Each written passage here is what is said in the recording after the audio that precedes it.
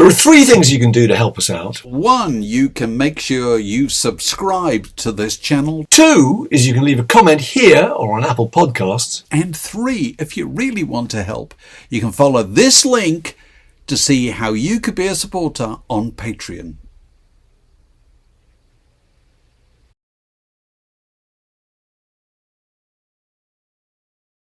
Well, welcome to another Word in Your Ear. Now, there are two main strands to the Shane MacGowan story. One is his magnificent songwriting, and the other is a life so self-destructive that it seems to defy medical science that he's still with us. And both are examined in fantastic forensic detail in this great new biography of Furious Devotion. And I'm talking to the man who wrote it, Richard Balls. Richard, lovely to see you.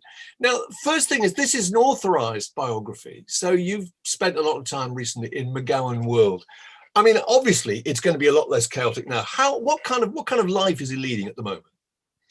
Well, he leads a fairly quiet life in a way. I mean, his physical health isn't so great, and that's not really a secret. I mean, he's been in a wheelchair. When he goes out and does things, he's in a wheelchair. In fact, he got me in a wheelchair when he was married. Very recently. So he's in a wheelchair because he had a fall, didn't he? Isn't that right? Yeah, he had a fracture. About 5 years ago, isn't it? Yeah, I think it was about 2015, so about 5-6 years ago now. He had a fall on a pavement. He was on the way back from a recording studio, got out of a van, fell over on the pavement, and he had an injury which was pelvis and sort of hip. And the pelvis was fixed, I think, but the hip never really was. So I think the idea was that eventually he would go back to hospital at some point. And maybe have the hip operation. That hasn't happened, and so he hasn't really kind of walked in that time. God, that's grim. That's really, really grim.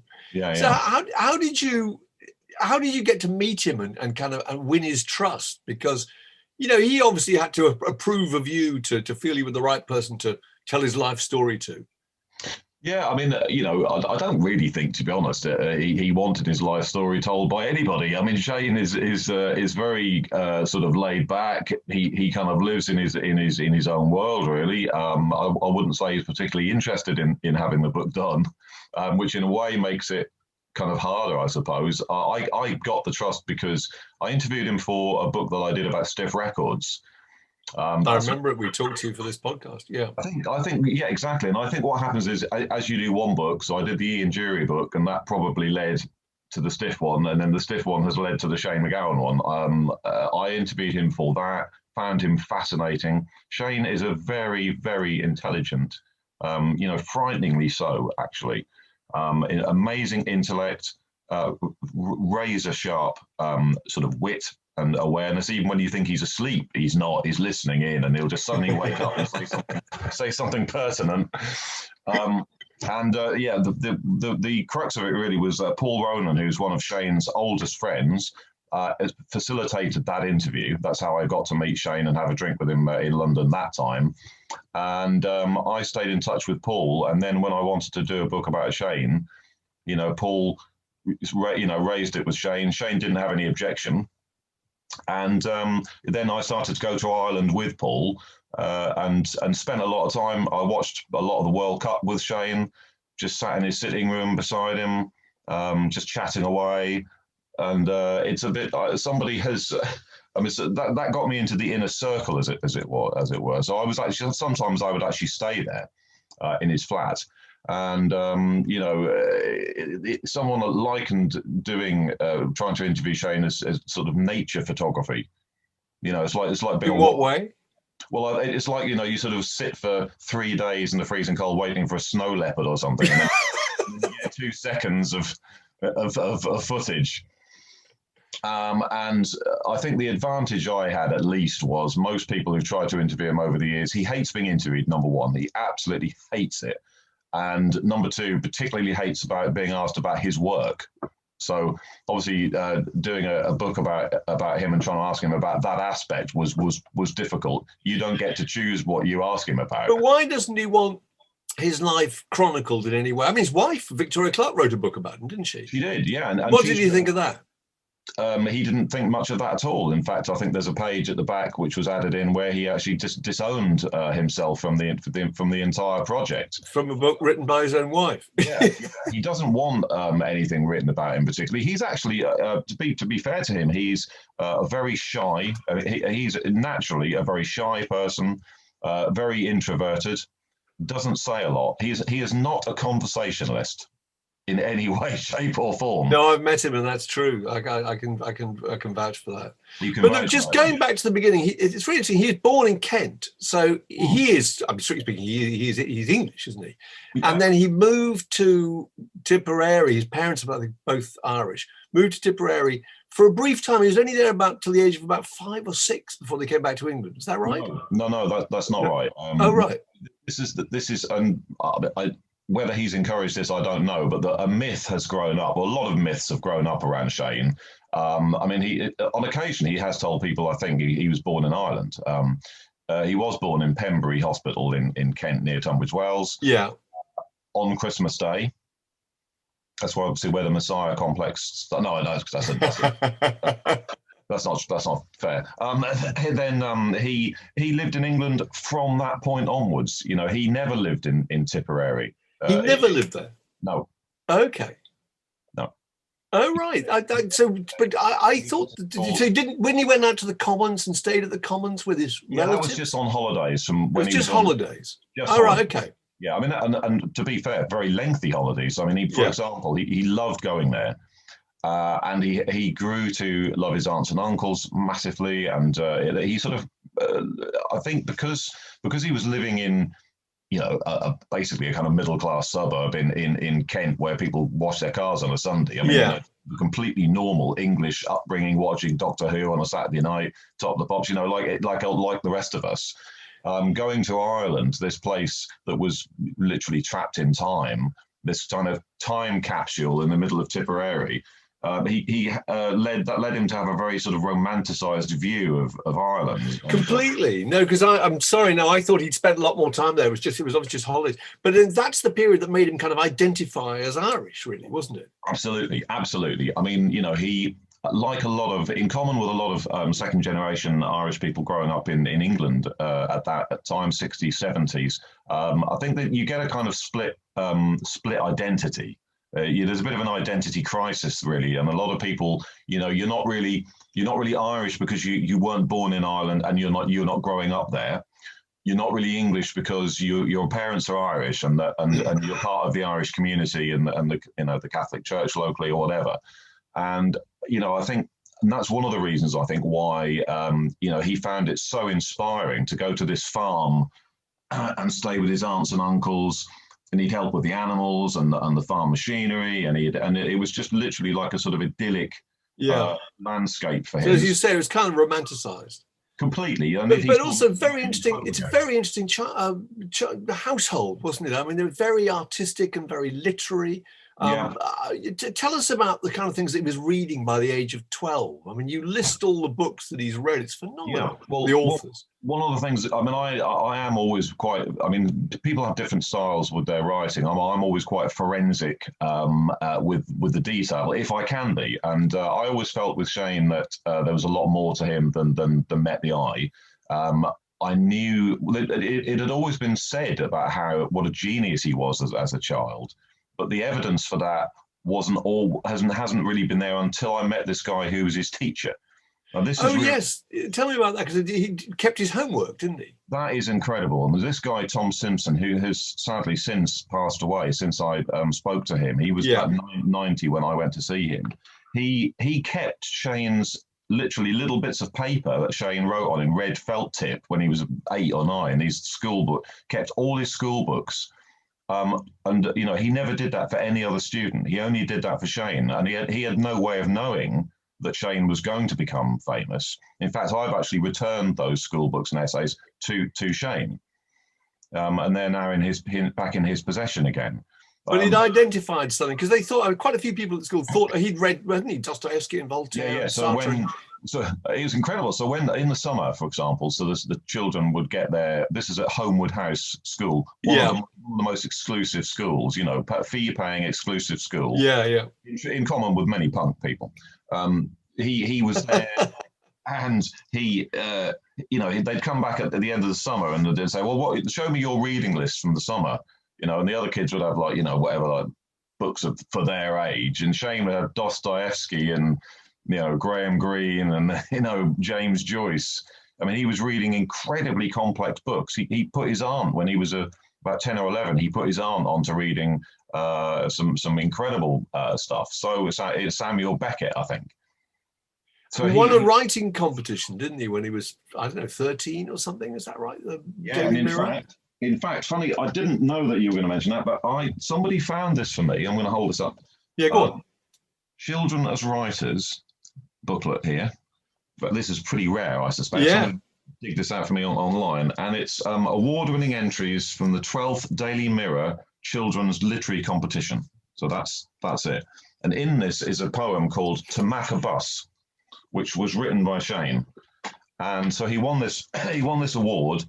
And what I found really interesting was looking at those poems and stories that he wrote in school. And we weren't able to, Shane didn't want us to have to literally show people what they look like, but I do refer and quote from some of them in the book. And you can see, you don't have to be that sharp to see that the Pogues, some of the early Pogues lyrics are basically, rooted in these things he was writing when he was a kid.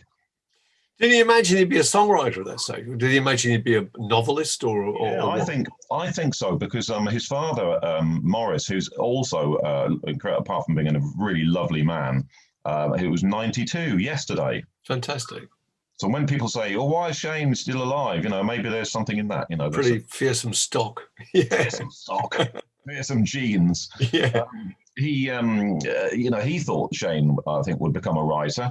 And I think Shane's English teacher also thought that was the most likely thing, but that this child with this amazing writing style and fearsome, summer reading lists would actually become a writer, not somebody in music. And he was obviously an incredibly intense child. There's a bit where you talk about, I guess he would have been 13 too, because it was the year that Jimi Hendrix died. And Hendrix died, and he spent 24 inconsolable hours in his bedroom, just staring at the wall. Yeah, that was really interesting. I think one of the things that became enshrined with Shane quite young was this thing about death. He's got a real thing about death, and actually, death, as any Pogues fan will know, death features quite looms large in the lyrics of the Pogues. There's a lot of stuff about death, and war and conflict. And Shane took when his aunts and uncles sort of shuffled off from the Commons, he took that really, really badly, and death generally he struggles with, I think. He kind of lives in his head. I think he internalizes a lot of things. One of the reasons some people say that he has the television turned up to deafening proportions, and which I can attest to, because when you're trying to interview someone and record what they're saying, and he won't turn the television down when you're interviewing, and they won't talk very, and they don't talk very clearly in the first place. It's an interviewer's dream. But yeah, and I think that's because he just can't sit and be with himself. How extraordinary! When he went to Westminster School, which was London-based kind of public school, which seemed kind of amazing now, looking back at it. But he was obviously very, very bright and. But hated it, didn't he? It was miserable and was bullied, or what happened to him there? It was completely the wrong place, I think, because I think Homewood House, the head teacher at Homewood House, Bob Baramian, I think was quite ambitious for the school. Yeah, and he was a bit of a young, thrusting sort of head teacher, and he thought this would be a feather in the cap, I think, of Homewood for this literary genius to be passed on to Westminster. So I think his mother was also very ambitious for him. She was very pleased for him to go to another, prestigious school. Yeah. So I think a lot of the motivation or the sort of impetus for him to go to Westminster came, I think, from Homewood House, who loved the idea of this. But it was the wrong choice completely. And even Tom Simpson, his English teacher, said that he thought at the time it was the wrong place for Shane. By this time, Shane was, he claimed he was had a role of the Minister for Torture. Oh, yeah, that's right. Westminster, putting nettles down people's pants and things like that. So I don't think so much. What a strange boy. Very strange boy, and he has and he was drug dealing. I mean, what really happened is that he was caught with some drugs in his possession. It went to court, and Westminster knew of this, and they basically expelled him. And I think he was only there about 14 months.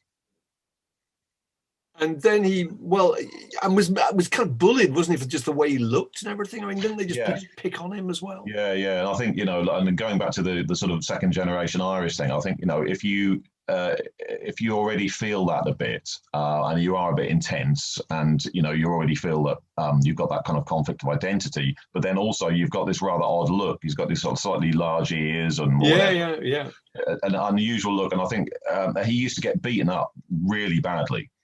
Quite a lot, so when he was out, a little bit later on, there are lots of mentions of that in the book. Just picked on for just looking odd, wasn't it? Yeah, I think so. I mean, I think he's put that down sometimes or people have put it down to him having sort of saying things about the IRA and saying controversial things. But I think a lot of the time it was actually just because he looked startling. So there was a kind of transformation after he was chucked out of Westminster, and he went to, I think it was the Hammersmith College for Further Education when he was 16 or whatever, and then was obviously lost and kind of directionless. And then you talk about him going to see Joe Strummer's band, the 101ers, and this being a total change in his life. Yeah. He suddenly had some kind of direction, and it gave him an identity. Explain what happened there. What was the connection for him? Well, I think it's important to say that immediately before this gig at the Nashville, in 1976, Shane had been in a psychiatric hospital. He'd been in Bedlam, what's known as Bedlam Hospital, Royal Bethlehem Hospital, and he was in there for about 6 months, 5 or 6 months. I mean, you can imagine. I don't think you could kind of understate how traumatizing that must have been for a 17-year-old. He spent his 18th birthday on a ward surrounded by people with really very, very serious psychotic illnesses. Yeah. And getting ECT and so on. No, this was completely liberating to get out there. And so he sort of pretty much walked out of there, and then not the first gig certainly he went to after leaving hospital was this gig, and he would have had no direction at that point, and been having gone through things were difficult at home. His mother had hated the place they lived in the Barbican in central London. She was living separately, just because she couldn't cope with living there. So all this uprooting at home, upset at home, being in hospital, sees the 101ers, but more importantly, sees the Sex Pistols, who are the support band. And I think he saw John Lydon and thought, here's a guy who looks pretty unusual, like me. And he's also Irish. And he's Irish. Yeah, exactly. He's second generation Irish, and he's got British hair, and he really stands out. And this is an absolute, light bulb moment, That whole issue of kind of Irishness and Irish identity is so fascinating. There's a lot of it in the book. And, he formed the Nips, the Nipple Erectors, and then forms Pogue Mahone. And I remember, because I was working at NME and reading all the music press at that time. And, the big debate was really whether or not the purists were saying was this proper Irish music? And were they qualified to play it, even if it was, as not all of them are Irish? And that was a very big issue, wasn't it? Well, yeah, it was a big issue. I mean, when they went, there's a great clip, and I think it's on YouTube, of the Pogues in RTE for performing on the Late Late Show, Gay Byrne presenting that. I mean, obviously, that's an incredibly conservative show. This is real Middle Ireland, middle of the road Ireland. And they went on that, performed Sickbed of Kilcullen and things like that. Yeah. And Gay Byrne at the end of it is kind of saying, "What are you? Are you a Cayley band? Are you a punk? What are you?" They just couldn't get their heads around the idea that this band was doing this kind of music. And I don't think Shane was being in any way disrespectful to Irish music. The purists obviously saw them as a kind of like the 80s version of the Dubliners, because the Dubliners, I think, had suffered similar when they were performing. There were certain pubs that wouldn't let them play for the same reasons, and the purists saw this as some sort of abortion of Irish music. But really, it was the sort of romanticised Irish memories and influence of the Commons with the sort of punk spirit Yeah. that he saw in the Pistols. And as you say, you know, at the time, it actually took a bit of courage to broadcast the fact that you were Irish, because I mean, Oh, you know, yeah. the IRA bombs and you know. Yeah, I mean, it wasn't until I sort of looked it up, but when they were on tour, when I saw the Pogues for the first time, that was when they were on tour with Elvis Costello and the Attractions in '84. Yeah. The Brighton bombing, obviously nearly took out Thatcher. That happened during that tour. Yeah. You've got a band going around the country playing rebel songs in their set. You know, at a time when the IRA are carrying. Yeah, it was an incredibly tense time, wasn't it? Incredibly. And the other thing was that there was I suppose a debate, which I can remember all these debates because there were newspapers were full of them actually, that he was somehow perpetuating a stereotype, an Irish stereotype, Yeah. and wasn't Irish, obviously, of the kind of pissed Irishman, you know. And I think a lot of people got very upset about that. What was his reaction to that? Yeah, I think he was kind of perplexed, really. I mean, that was part of the thing. You know, the black suits that those kind of black suits they wore, which was very typical of Irish people, Irish men living in England. And that you're right. I mean, you know, that was part of the problem that people initially had with them in Ireland, was that they are, because at that time Ireland in the 80s was trying to become a much more sophisticated country. We're very modern, and we don't. That's the last image. Yeah, they felt it was dragging them back to the old days, wasn't it? Something that we don't want, and it was just all Irish navvies, and that's all we do. So yeah, I mean, I think, it's interesting then, and part of the book, I suppose, is that I saw the book as a journey. You know, that's one of the things that really interested me in it, is this journey from kind of rank outsider looking in through the window, left outside. And then to sort of national hero, you know. Was he trapped to some extent by that character that he kind of played on? Because I remember going to see the Pogues, and everyone would expect him to come on stage with a bottle of Liebfrau milk, you know, slurring his words, spilling cigarette ash all over the place, and indeed he always did. But I mean, do you think he was somehow kind of imprisoned by having to act that way because that's what was expected? Possibly. I mean, certainly there was a lot of fans, as you say, would actually wait for him to come on stage and hope that he would be looking terrible. Yeah. And if he staggered about it, everyone would start cheering. That's what I remember.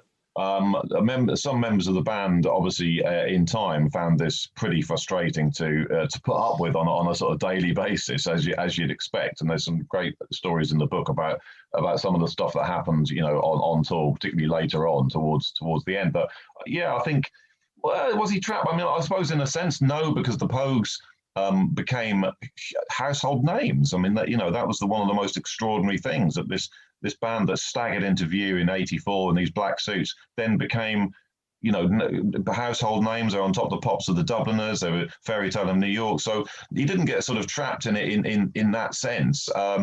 If he has got trapped in that image, that's obviously of his own doing, because he's never changed who he is.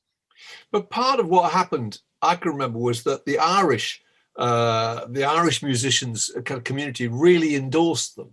I can remember there was a point where Christy Moore was playing a pair of Brown Eyes at gigs, and the Dubliners asked the Pogues to support them. I think they got a U2 support slot, and Bob Geldof and Van Morrison. And I think that was a real turning point, wasn't it? That suddenly, if all the Irish musicians approved of them and promoted them, then anybody who was carping about it back in over here just felt, okay, fair enough. Like if Christy Moore's, I think that's right. And I think, you know, when they performed with the Dubliners, I think somebody, one of the Pogues said that was when they became kind of accepted more in Ireland, because they're with the Dubliners. Yeah, they've been sort of endorsed by them. I mean, one of the things I think that's so impressive about Shane is you look at the people who, you know, in the book, for example, who've made comments about him. You know, Bruce Springsteen saying he's the man. You know, Bruce Springsteen says something like, in 100 years' time, music like mine will not be played, but people will still be listening to the Pogues. Yeah. Amazing. Do you agree with that? Well, I don't know about, but I think maybe people will be listening to Springsteen. I don't know. Yeah, I do think that. I think a song like, particularly like Fairy Tale of New York, yes, I do think maybe in 100 years' time, people might still be singing that at Christmas. So I think it's not inconceivable. And is that because they're not wildly personal songs? A lot of them are historic songs. They're about historic events. Is that the reason you think they might? I think because endure? it's probably the most unusual Christmas song that has ever been written. Yeah. And it's, you know, and when it was not everyone's cup of tea, I'm sure, but I think it's also so fascinating in that song because it's not really about Christmas at all. It's about immigration. It's about people's unfulfilled dreams. It's about Ellis Island. It's about all that. What is the American history of immigration? That's what it's really about, and it's about. And Shane's a humanitarian. It's about people. Yeah, and it's just also an antidote to everything else that you tend to get at Christmas. And it's about kind of, broken promises and insults and violence, isn't it? Junk and, gang fights and domestic grief. It's really funny. It must strike a chord somewhere. Actually, tell us the story about that. It's really interesting. You write about that in great detail. And that song is so fascinating. It started, I think, you say in the book, and I didn't know this, that Costello had bet them, Elvis Costello had been producing the records, married to Kate, obviously, bet them that they couldn't write a Christmas song without it being jingly jangly. I think that's how you describe it. Apparently that's right. So that was the challenge. He threw down the mantle. He threw down the mantle, and originally, I mean, Jem Finer and Shane wrote the song. We must say that. I mean, it's a jointly written song with Jem, the banjo player from the Pogues, and Shane. And they worked around, with it. The story, the sort of gestation period of that song was really long by normal song standards. Was it about 2 years or something? Yeah, about a couple of years. And Jem, I think Jem originally wrote a song about a duet about a sailor and his wife, and that's right. They have a row because he'd gambled all his money away or something. And I think somebody said, that's not right, change it. And I think that's right. I think Shane possibly Shane was the one who then set it in New York and said it'd be about immigrants. But certainly they worked on the song together. Originally, Cotter Reardon sang the female parts. Yeah. Song. I think this goes back to like the days of the previous album, Rum Sodomy, and the last, something. So it was something they were working on then. It didn't make it onto that record. Costello sort of didn't put it out as a single or whatever, and then gradually, as the song was developed, they were in the studio with Steve Lillywhite because he was producing the next record, which is If I Should Fall from Grace with God, that album. And I think it was just one of those fateful things. He said, "Look, I'll take it home." He was married to Kirsty MacColl. He said, "I'll take it home and I'll get Kirsty to try that. She can record the female parts." And But they kind of imagined that was going to be a kind of guide vocal, didn't they? Did they think that was going to be the finished thing? No, I think originally it was going to be a guide vocal. Yeah, I think when they heard that, when they played it to them, they're like, "Wow, let's do it. Let her do it. Yeah, let's get her to record it." And he heard her version, her part, and then re-recorded his, didn't he? Thinking, "I've got to up the game." Yeah, it's an incredible record. Absolutely incredible record. Very powerful. You talk about him. It's very interesting. All the stuff about how unconfrontational he is. You say, he'd walk to the other side of the world to avoid confrontation. I think somebody says he'd rather cut off his own legs than have a row with somebody. And it made me think, who was the MD of the group? You kind of imagine it was him, but I guess it might have been Jem, or it might have been Spider or somebody. I mean, he doesn't look like the kind of person who would have control and organize everybody and say, "This is the plan." Oh God, no. I mean, he doesn't. No. I mean, Shane doesn't have email. I've never seen him use a computer. He doesn't. He doesn't. I mean, he has a phone beside him, but he never rings anyone on it. I mean, other people will ring him possibly, but he'll normally just say, "Well, I'm watching television." So they just get told to go away. So he doesn't really communicate with people. Any communication is done via his wife. I mean, any organisational things are done by her. So back in the days of the Pogues, I mean, one of the things I kind of liked about them, I think, when I saw them at the UEA that night, was that there were lots of people to look at in the group. It wasn't just the fact that he had this mad singer. He had this guy smashing a beer tray off his head. That's right. You had Cott, who looked menacing. So there was a lot of people on stage who drew your attention. It wasn't just one kind of lead person. Shane wouldn't know organisation from a hole in the ground. Yeah. And you talk about there's a bit which I hadn't taken on board, that "Come On Eileen" was one of the things that kind of opened the door for the Pogues. There was a kind of British roots movement, wasn't there? There was eventually was the men who couldn't hang, and Boot Hill, Foot Tappers, and all. But I mean, "Come On Eileen" did change things, because at the time, it was Duran Duran, it was Culture Club, it was electronic pop music and heavy metal and stuff like that. So that kind of just opened the door for a different kind of music. Yeah, absolutely. No, Mark. I mean, I think quite a few people have been interested in this in the book about Dexys, because Shane worked in a record shop, Rock On, which around the back of Hanway Street, and I mean, people told me that when he was working there and was incredibly knowledgeable, wasn't he? People would go in there and ask him for advice. He knew everything. He knew about Northern Soul, reggae, everything, you name it. He knows it. He's encyclopedic knowledge of every subject. But he played "Come On Eileen" apparently in the shop, non-stop. And it was a kind of gateway in a way towards the Pogues.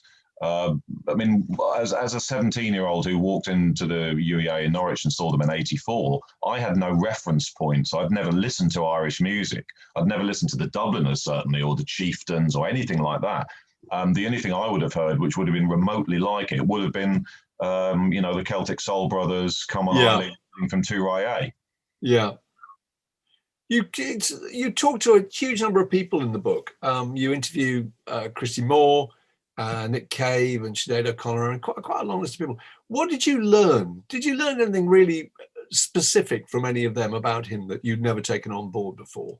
What did you uncover about him? I think certainly, maybe not from the people that you mentioned, but certainly from ex-girlfriends, his ex-landlady, Kathy Macmillan, who came to my event at Dublin Castle the other night. She was his right.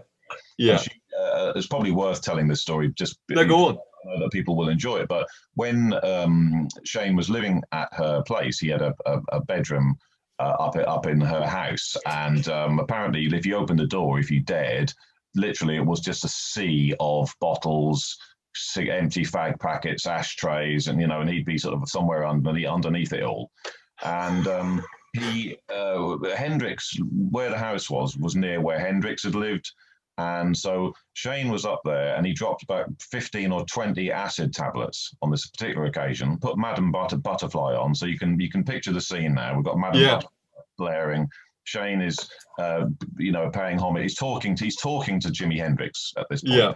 He's having and he believes that the Third World War is taking place, and that he is the Irish state representative, and that he's conducting summit talks in his kitchen between Russia, China, and the US, and to demonstrate the inferiority of the US, he eats the Beach Boys record. See, the Beach Boys' greatest hits. The girlfriends that you talked about is very interesting, because you become rather kind of fascinated reading this by what it can possibly be like to live with this guy. Yeah, I mean, Victoria Clark. I mean, he met Victoria Clark. I think she was about 16 when she met him, and I think they were going out when we ran a cover story about them at Q magazine when I was the editor. It must have been about 86, 87. I'm pretty sure they were together then. So They must have been together for 35 years. In fact, they got married not that long ago, didn't they? Extraordinary thing. Johnny Depp came. But I mean, it's very difficult for you to answer this, but I'm going to ask it anyway. But how does that relationship work? Because it seems to me that there's, that you can't imagine how it can be that rewarding to be with somebody that complicated, who, to some extent, you're being a carer, actually. I think they find it very rewarding, and you and I and other mere mortals may find that hard to find. They've been together, as you say, a very, very long time, 35 years probably. Got married a couple of years ago in Copenhagen Town Hall. Oh, it was 2 years ago, was it? That's right, yeah. A couple of years ago. And, it's literally a relationship that's proved to be bomb-proof, really. I mean, at this point. It's incredible. They split up, they've got back together, it's happened again, they split up. but I think they can't do without each other. They are very opposite in that Victoria doesn't, she's not a heavy drinker. She's she does yoga. She goes to the gym. She sort of has much earlier nights. Goes to bed earlier than Shane. Has a normal bedtime and eats food. And eats food. And eats food. I mean, that's pretty different from Shane. It is, yeah, very much so. He doesn't really eat food. Very, very little in my experience. And that Steve Lillywhite, one of my favourite comments in the book was Steve Lillywhite said that he'd only ever met two people he considered to be true bohemians, and they were Keith Richards and Shane. And I think probably Shane could even out bohemian. I would have thought he could. I think he makes Keith probably look quite tame. It's just eye-watering, actually. It's incredible. You just cannot believe that he's survived. It's just astonishing, really. Yeah, I mean, there's a bit towards the end where I suppose you would call the decline. When he's in the group, and it just gets to the point where he would go to the wrong hotel. And be in the wrong around the corner and misses. They're actually they do a Dylan support slot down there on top, and he misses gigs supporting Dylan. These are one of these great heroes. You think, how can this be possible? Well, another sort of another part of the myth busting, which was part of this book, which is sort of detangling some of these myths that have grown up over the years around his story. Some of them perhaps deliberately, some less so. And one of them is that the Dylan thing was he tried to get on the plane loads of times, and the airplane staff wouldn't, the airline staff wouldn't let him on because he was too drunk. And he came back a few hours later and tried again, and he was turned away from all these flights. I found out from my investigations around this episode that he tried once, I think, to get on. He was so wasted that he was turned away by the airline staff. But he pretty much then went back to Kathy Macmillan's, and she told me that she heard a knock on the door, opened the door. He just sort of went, just fell face onto the ground in her hallway, and she was like, Shane, you're supposed to be in America with Bob Dylan. What's going on? And he was like, and she's like, yeah, but and she, Frank Murray was on the phone ringing her flat. Where is he? And he just told her, don't answer the phone. Don't answer if my parents come around, don't answer the door. Frank Murray, I'm not here. He basically didn't want to do it. And that's Shane, and if he doesn't want to do something, he doesn't do it. Which makes you wonder, obviously how this group managed to put up with him for so long. I mean, obviously they must have just thought, particularly as the press was largely used to be about the Pogues, and it was entirely about him. And they must have just been fixated with this idea that Shane was the absolute heart and soul of the group, and that without him they wouldn't survive. Would that be right? Because I mean, they were thinking, could they get rid of him for a while? And I suppose to some extent he was hoping to be fired. Would that be true? He wanted. Oh, absolutely. You're spot on. I mean, you're absolutely spot on. He wanted to be fired for a very long time. He wanted out of the group, but again, because he can't confront anything. Yeah, you're living in you're Shane MacGowan. That's not what you do. So instead of confronting things or dealing with things, you basically conspire to create a situation where it's actually impossible for the people that you're with to continue with you in the group. I think in the end they got him in a hotel room and said, they told him, we're so sorry, Shane. And they'd been dreading this moment. This is in a hotel in Japan, dreading this moment. And he just sort of looked at us. What took you so long, was it? What took you so long? Yeah, that's right. And then and I think it might have been a few days later. This was when they were still playing in Japan, because they had a few more dates left, I think. They went on the bullet train, and Shane discovered that you could buy cans of sake, these little things with a little pin, and you could drink that on the train. Well, of course, that's complete loopy juice, and he basically went bananas on the sake. And when they were picked up the other end in a car, they were driven from the bullet train to the hotel. The driver or whatever comes round to let Shane out, but by this time the door has opened, the taxi door or whatever, the car door, and Shane has already fallen face down on the pavement, smashed his face, and broken his teeth, isn't he? Broken his teeth. Yeah. And he's carried into the hotel in that state, and that that's why they got rid of him, Well, it's something horribly fitting about that as being the last exit, really.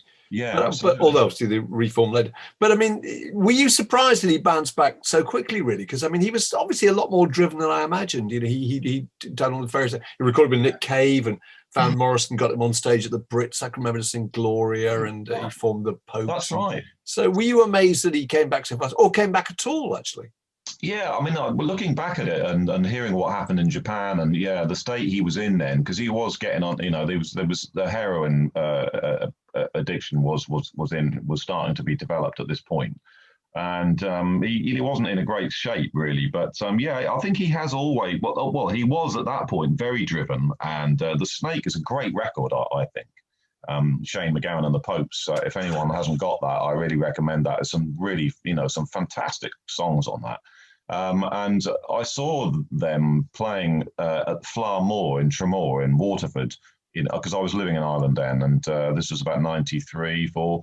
And, I saw that pretty ramshackle kind of performance, but the songs were good. And yeah, at that point, Shane was motivated. As you say, he played the song with Nick Cave, What a Wonderful World, although the world he was living in certainly wasn't wonderful. And Van Morrison, as you say, but I think then the motivation I think the motivation has waned, and he hasn't really, he hasn't recorded any original material since about 97. do you think he will? Do you think there'll be any more?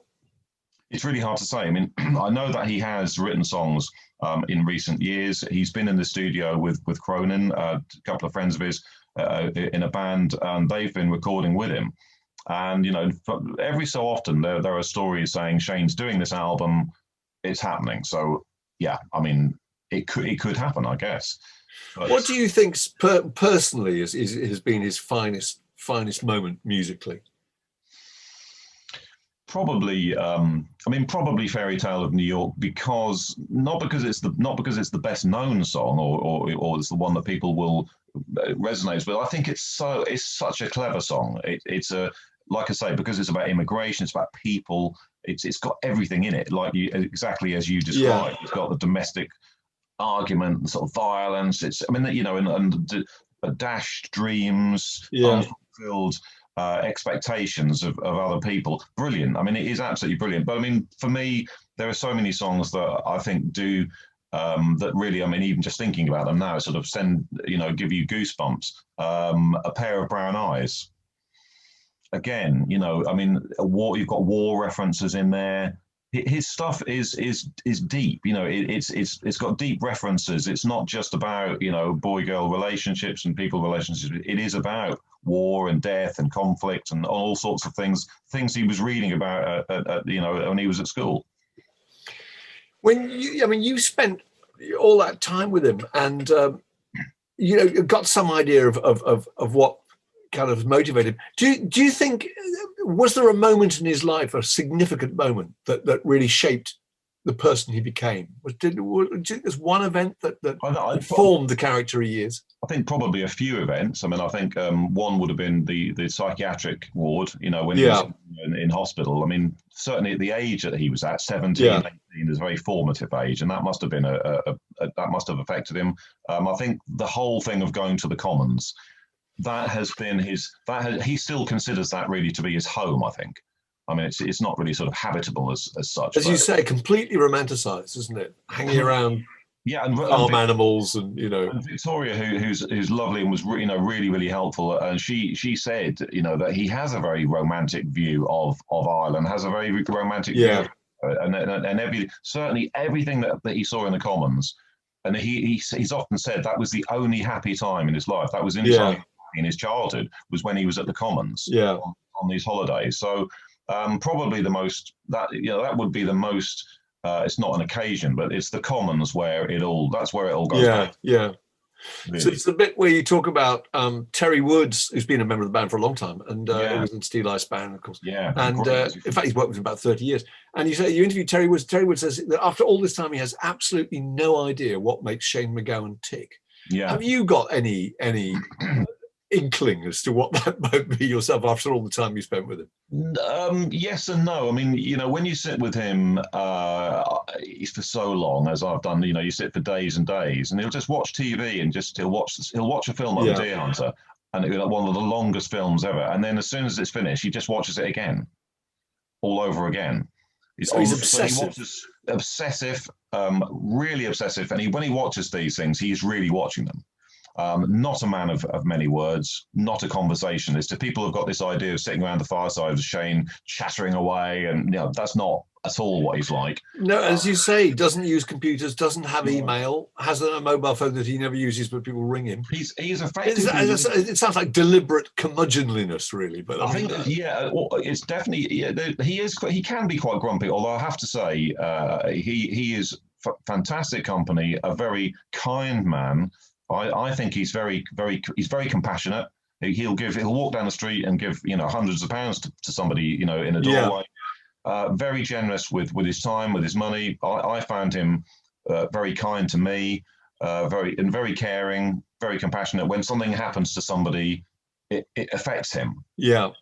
If somebody else has bad news, it affects him. So he is a humanitarian, and what makes him tick.